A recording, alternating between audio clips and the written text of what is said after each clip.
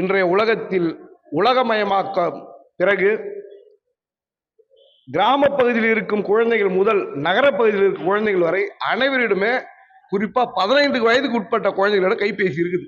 அது smart phone என்று சொல்லப்படுகிற அந்த பெரிய போனே எல்லார் கையிலும் இருக்குதுங்க. இந்த போன் நல்லது செய்தா கெட்ட செய்தான்னு பார்த்தா பெரும்பான்மையாக இப்ப குழந்தைகள் கையில அது கெட்ட விஷயத்துக்கு தான் பயன்பெறுது.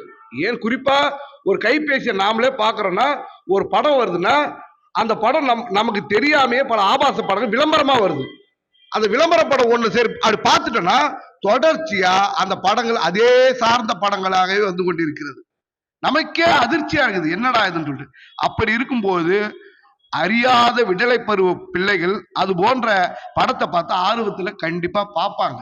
இது மட்டுமல்ல, பல குற்றச்செயல்கள் சரியா சொல்லணும்னா கொலை, கஞ்சா போன்ற பல குற்றச்செயல்கள் சம்பவங்களும் அது தொடர்ச்சியா வருது.